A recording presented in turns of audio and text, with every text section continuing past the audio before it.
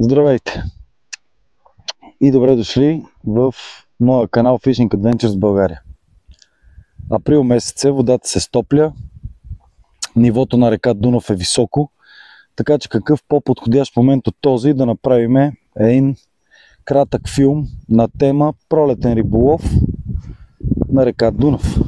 Останете в следващите минути и се надявам те да ви бъдат полезни и да научите нещо ново за пролетния речен риболов.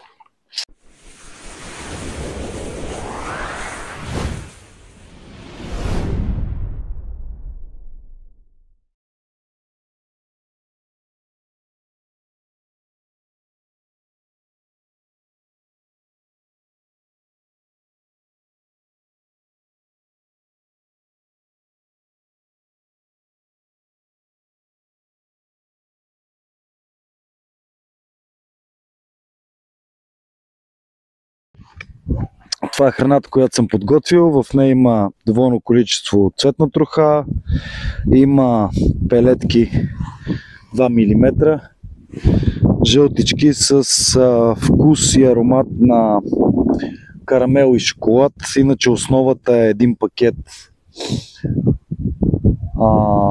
Champion Feed Wonder Light, има един пакет Champion Feed Wonder Black и има един пакет CDF канал, също на Champion Feed.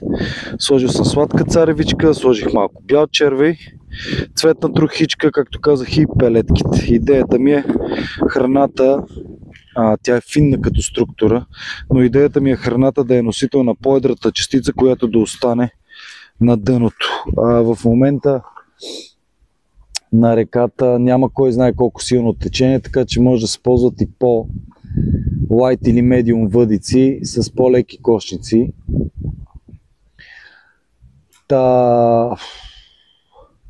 Се надявам храната да работи, няма никакви други добавки като течни аромати или сухи адиктиви такива. Разчитам единствено и само на едрата частица да събере по-едрата риба, като разбира се ще добавям и много и доволно количество кълцан бял червей.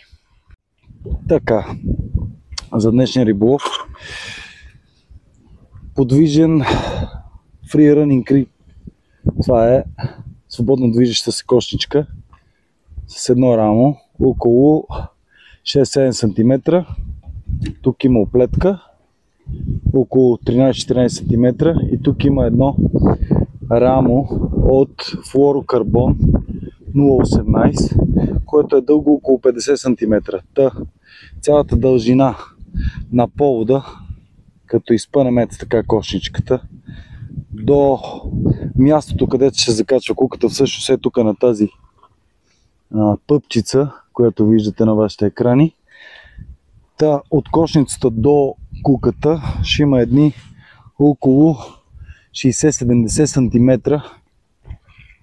Няма да тъпкам много храната в кошницата.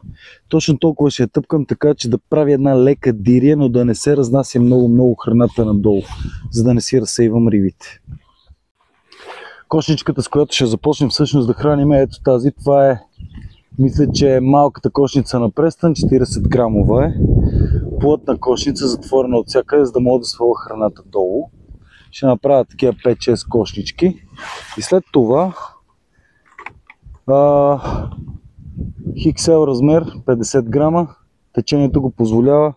Ако храната им дойде много, тогава ще обърнем една ето такава. Тази пък е 60 грама, по-маничка, събира по-малко храна.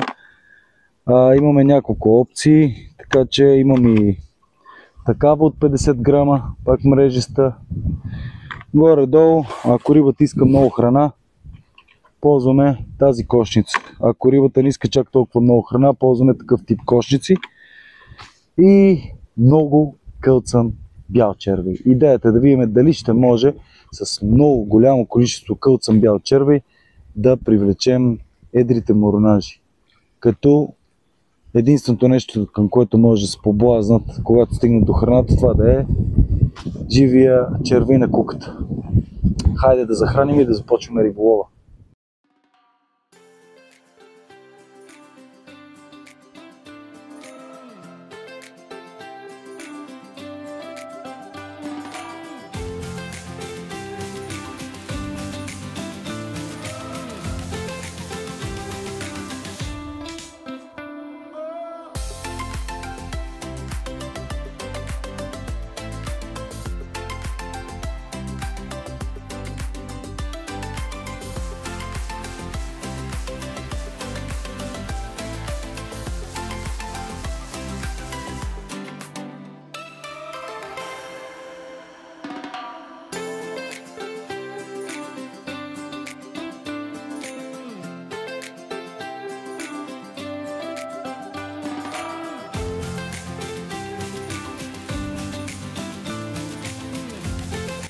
Хубавото на тия кошички на пръстен е, че само с едно рязко засичане, дори и с монофил да сте, всичко пада на дъното.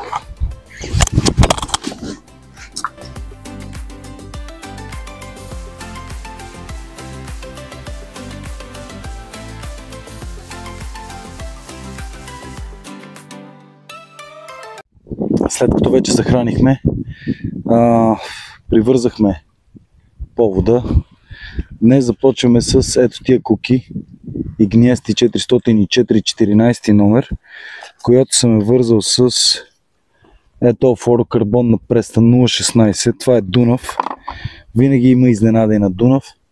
Започвам по-грубичко. Ако видя, че нямам калванета, ще сляза надолу само с повода, не и с куката. Да речем, ще пробваме с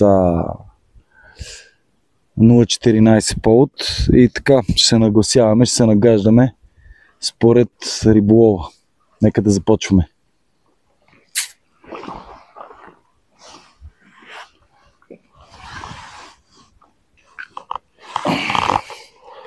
Средно тъпкане на храната. Дистанцията отпред е около 22-3 метра. Оставяме въдицата. Времето е прекрасно, духа, но за сега е слънчево, с разкъсана облачност, но се надяваме, че времето няма да ни изгони. И докато си чакаме първото калване, слагаме червейче в купичката. Така купичка, ножичката и започваме да си кълцаме, докато си чакаме кълването.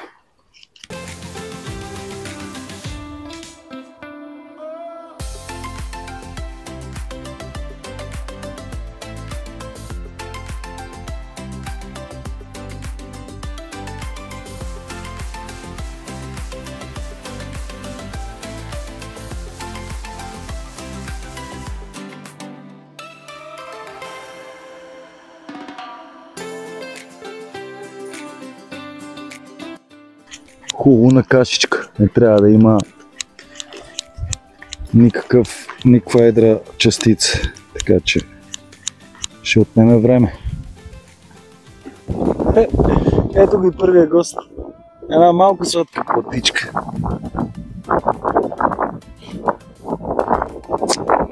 Ще пробваме на един червен.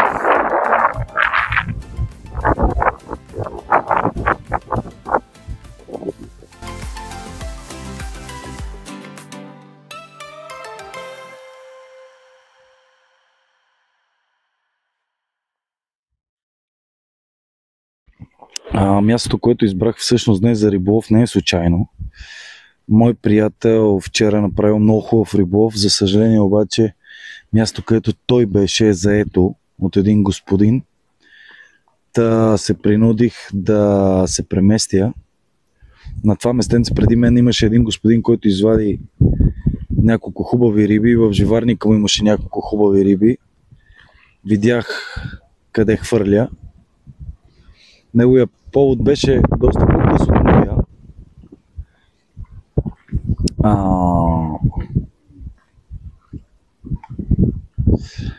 Така е. Ще видим как ще се развият нещата. Ако рибите гълтат, ако дойдат и гълтат, ще го скъсиме и ние. Но червения червей нещо не им се нрави. Ще пробваме пак с бял.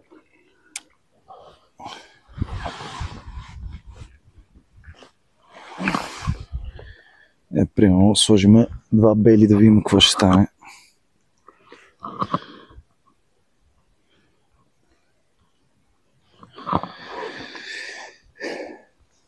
Ей тъй, да си висят.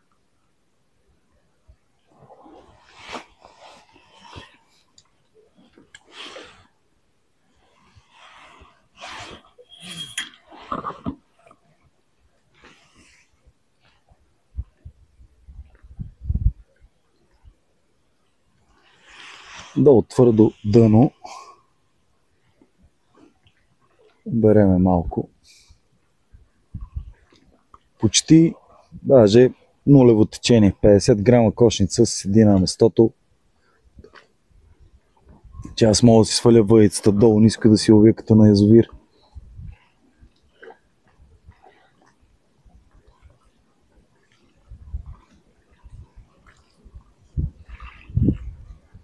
И се моля времето да е смене, защото като дойдох хубаво слънчице, сега гледам все повече и повече облаци почват да се събират над мене.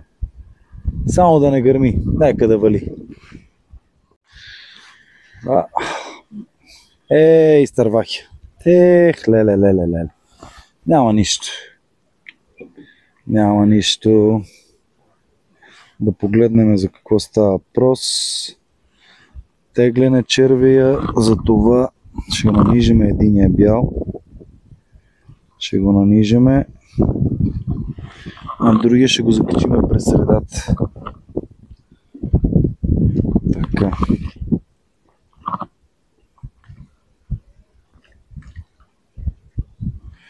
За да изглежда стръвта, ето по този начин. Аз между другото много обичам да си правя експерименти на Дунава. Това е един от начините да се уча. Защото то няма друг начин. Или някой те учи, или си самоук, правиш някакви неща различни.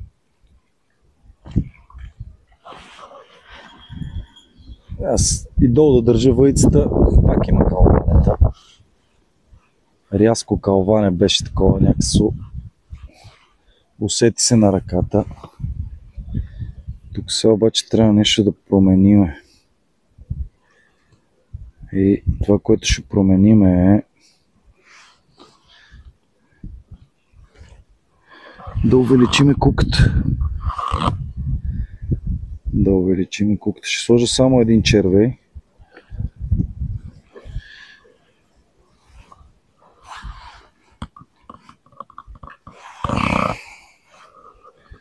Един нанизан. Ще метна във водата.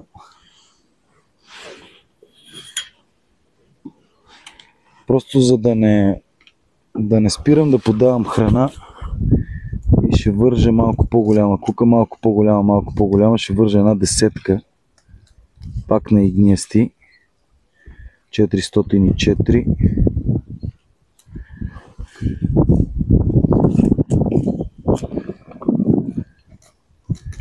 Отново са 16 повод, явно повода не им пречи. Да видим дали всъщност да я пробваме с 12. За 12. Достатъчно голяма.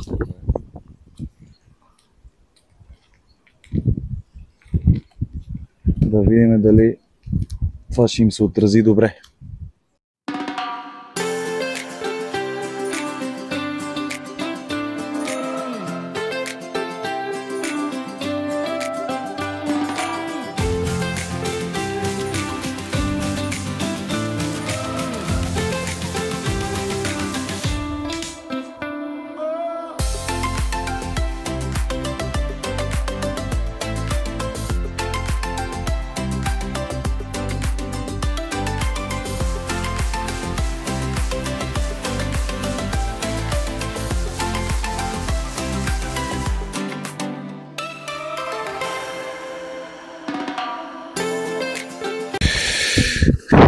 Като пак един нанизан бял червей.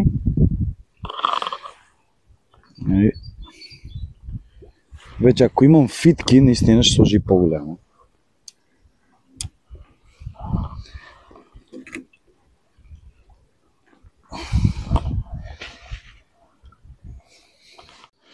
Трябва да ви кажа, че дунавските моронари са адски борбени риби и доставят наистина много така голямо удоволствие.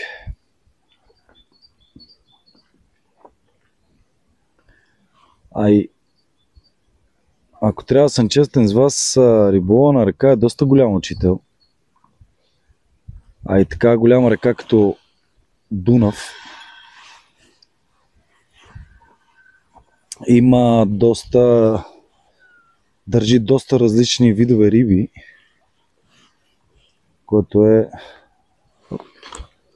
още една платичка.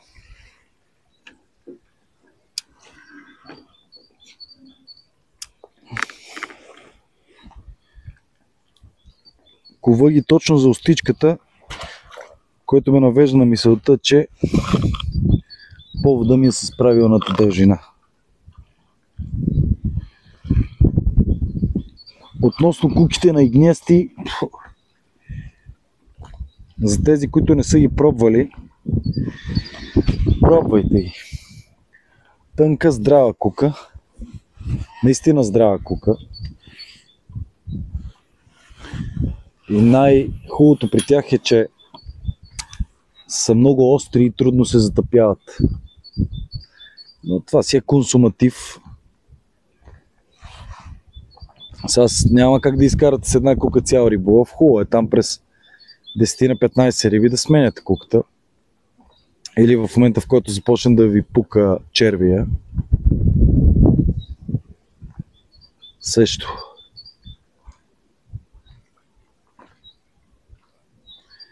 Ако хвана още една или две така пак дребни рибки, тогава ще сменя куката с по-голяма, като идеята ми е просто да отсея дребосъка и да лова само едрата риба, която ако има долу едра риба, с голямата кука да отсея, да пробвам да отсея. Така ги мисля нещата. Да видим дали ще се получи.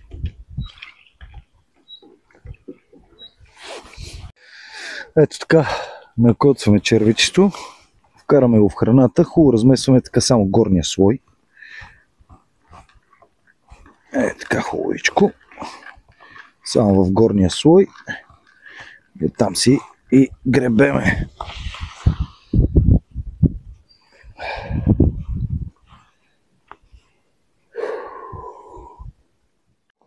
Ще сменим куката. Ще сменим куката с 12-ка. Хубавото на този монтаж всъщност е, че ако пък повода ви е дълъг, винаги може да преместите куката с нейния повод нагоре. Само да отпуснем малко вълкънце. Да не си усложняваме живота. Ето как изглежда с пъпчицата. Искате да си скъсите поводчето, просто дигате нагоре и тук някъде си правите пъпка и така имате по-къс повод. Ако искате да го удължите, няма да може. Това му е предимството на този начин, този монтаж. Сложихме по-голямата кука, слагаме един нанизан.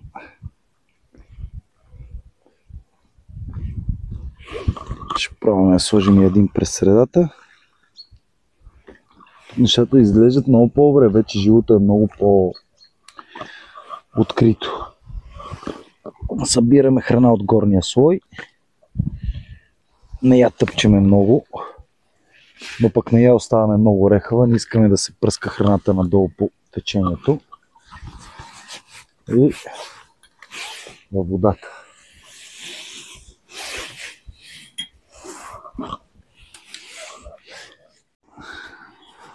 Усеща се риба от другата страна, че се бори. Няма да ви лъжи, чувството е прекрасно.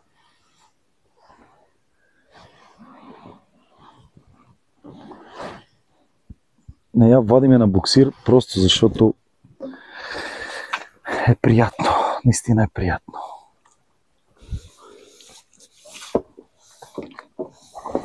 Аз мисля, че като за тези моронажи, има и по-големи сме дошли. Аз обаче си мисля някакви неща, след като сега горния слой на храната в кофата я увлажнявам с такава каша и разбира се, самата храна става малко по-глетава. Като е по-глетава храничката и рибата гълта, това означава, че тя се събира на кошницата. Разбира се, логично е, когато храната ви е малко по-глетава, да ловите с по-къси поводи, след като тая риба се събира на кошницата. Значи тя се храни спокойно. С напредване на времето ще видим дали ще има нужда да опъна втора въдица с по-дълъг повод, евентуално ако рибите се изтеглят, станат по-мнителни, което също е опция. Хубавото е, че колъфа с въдиците е тук, така че ще можем да направим и тая проверка.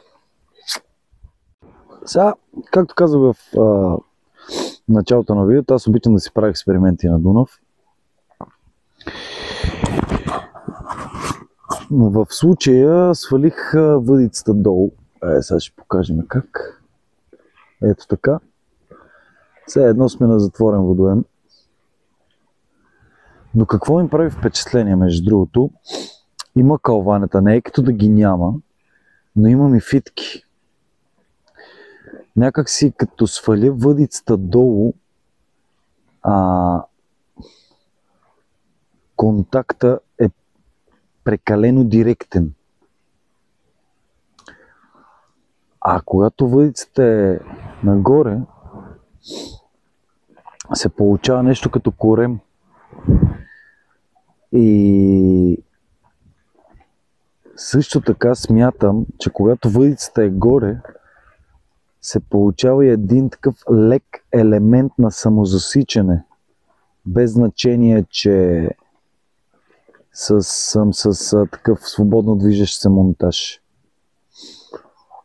Така че сега ще пробвам пак да кача въдицата горе и да видя дали тази моя теория всъщност ще се потвърди или не. И се сетих и нещо друго. Ще пробвам, ако случайно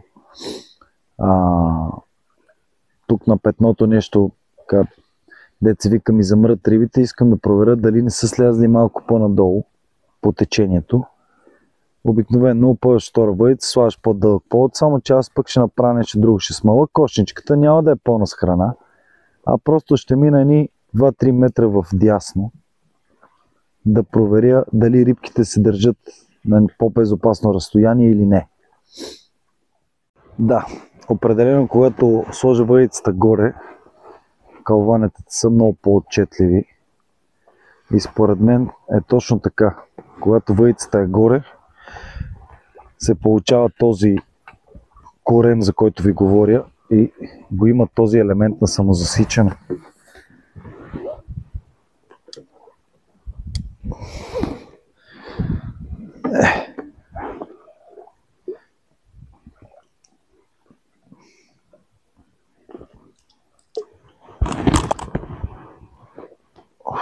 Така здраво ги кове тая кука, че направо няма вадене.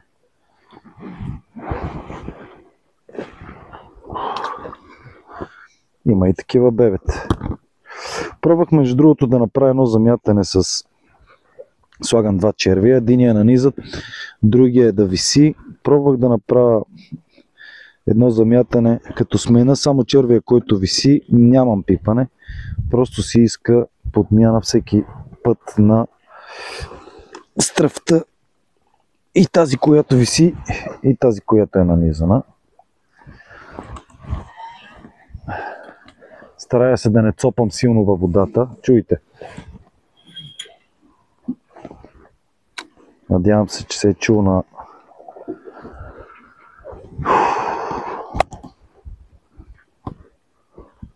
че се е чул това плътно цопане във водата. Няма го този плясък.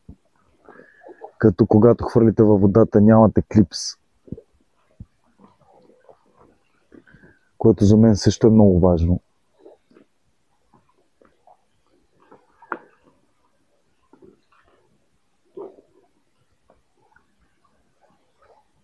От може би час време съм тук. Ясно ми е вече какво трябва да стане. Чакат се кълванетата по около минута и половина-две. Чакаш за да ти клъвне. Мен това вече ми е ясно. което също и ме навежда на мисълта, че да сменя кошничката с по-малка също няма смисъл, след като са толкова редки калванетата. А пък с малката кошница, ако я сложа, почти никаква храна няма да вкарвам долу. И рискувам да си изпусна рибите, просто да избягат.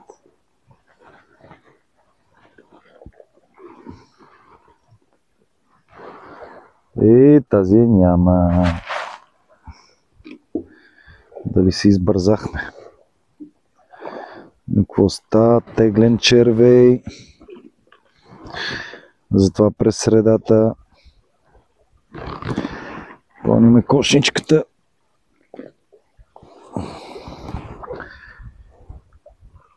И във водата.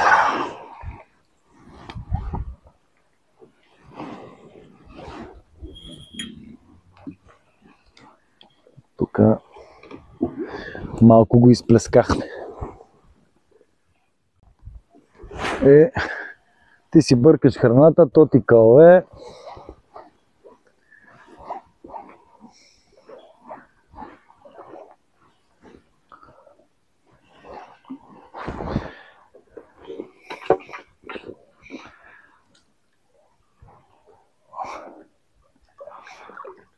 Трябва да има хуманно отношение към рибките. Няма да ги дигаме на гърди, ще бъдат в кеп. Древосъче. Ама с това 0,16 дет съм им нахакал. Абсолютно мога да си ги дигам и на гърди. Няма да... Така.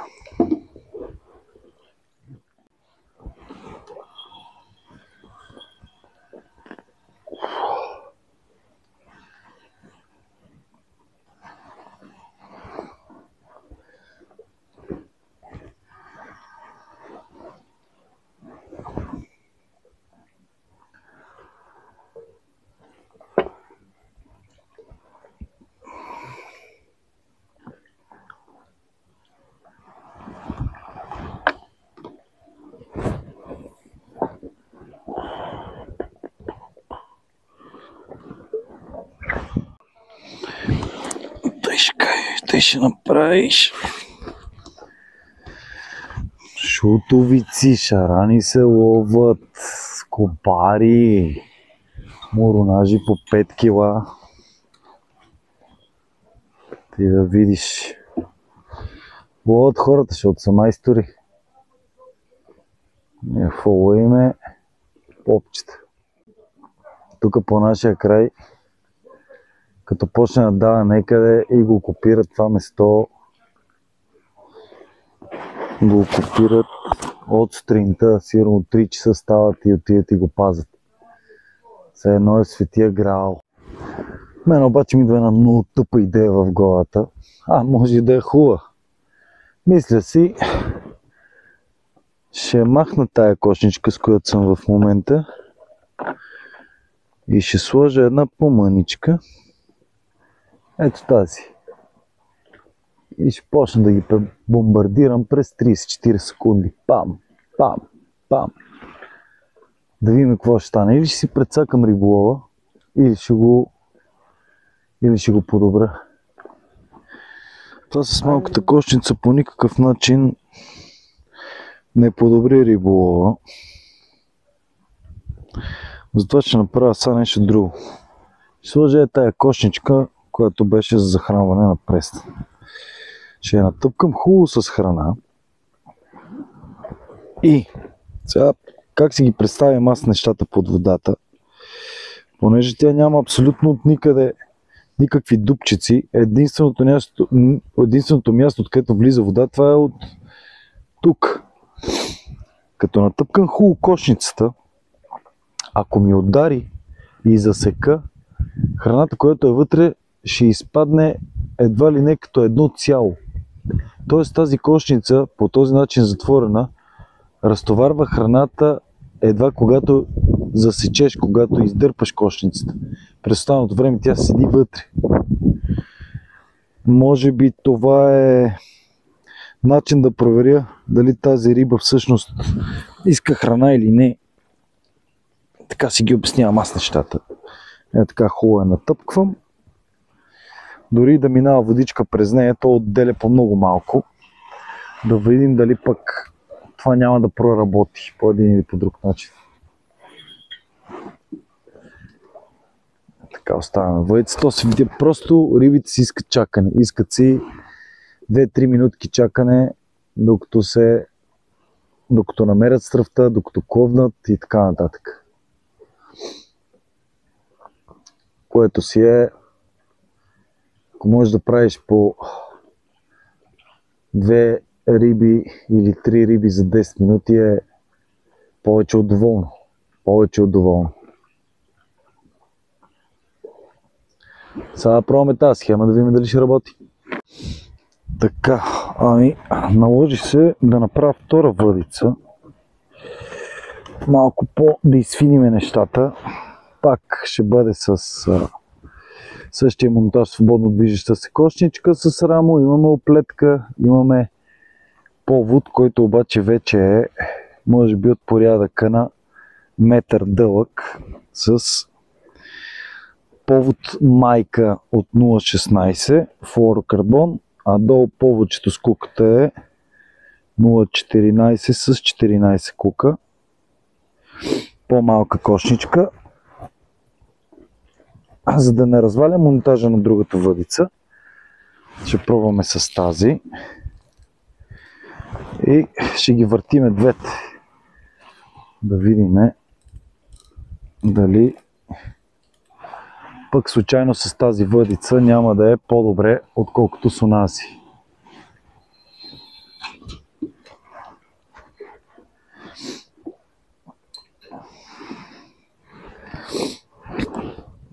Да ги изчакваме рибките, да видим, като им подаваме по-малко храничка, малко по-фин тъкъм, дали това няма да по този начин да си върнем риболова. Аз мисля, че да речем рибите са долу. Но са станали малко по-мнителни, затова подхождам по този начин. По-дълъг повод, по-тънък, по-лека кука, по-малка кошничка, по-редки презамятания. Ако и това не помогне, това означава, че пред мен риби няма. Ще взема другата въдица с по-голямата кошница и ще зачиста замятанията, за да мога отново да вкарам някакво количество храна, за да дойде тази риба, или като дойде да се задържи там долу. Затова сега проверяваме дали рибата всъщност е станала по-мнителна или е избягала отпред.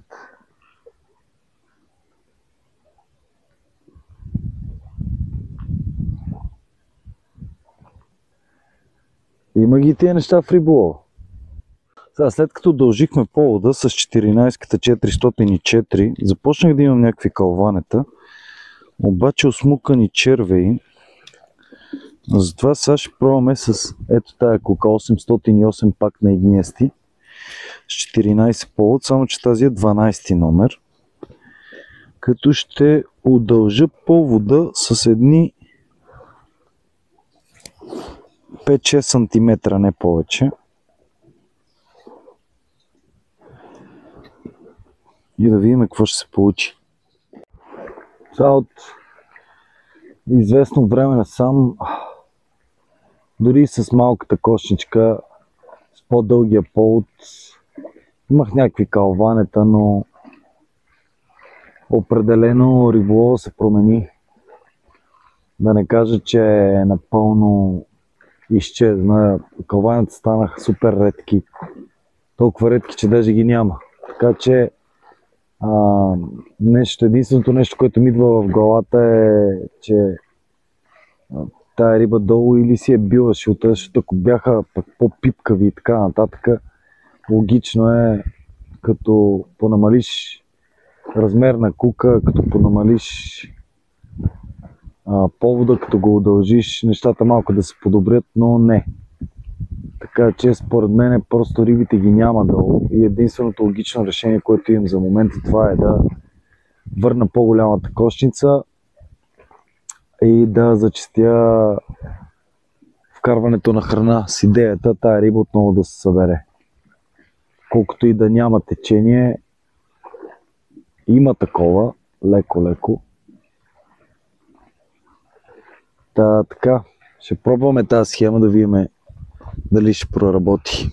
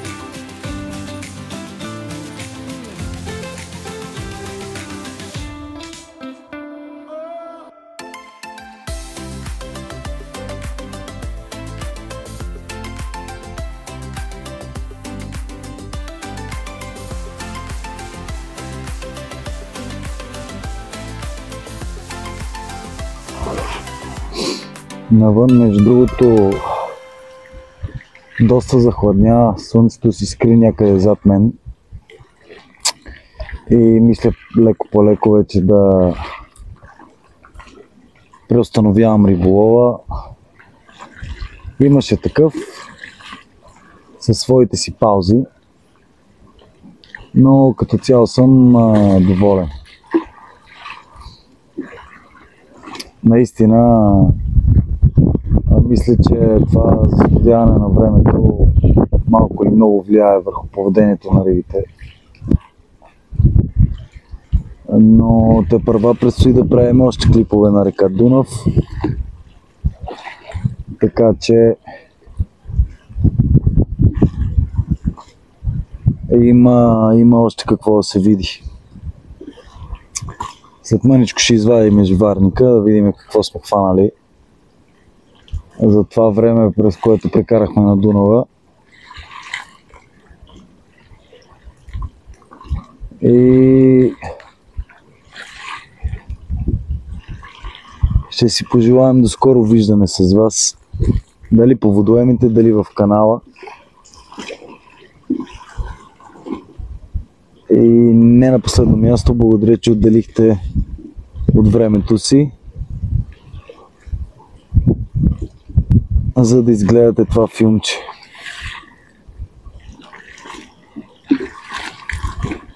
Ако ви допадам като риболовец, ако ви допадат моите клипчета, Дайте по един палец, абонирайте се за канала и дано съдържанието му да ви е полезно. Бай за сега!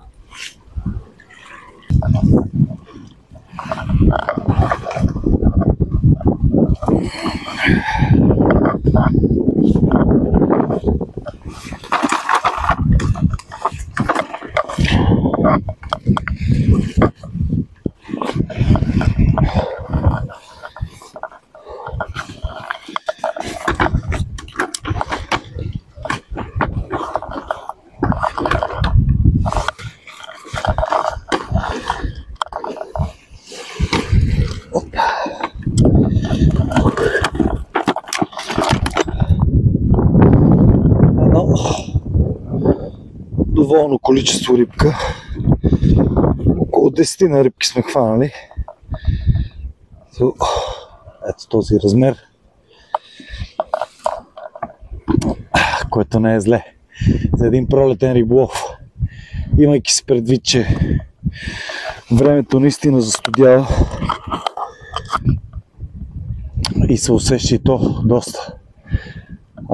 Мисля, че беше добре. Надявам се следващия риболов да бъде по-успешен от този. Ей, сега всичко във водата.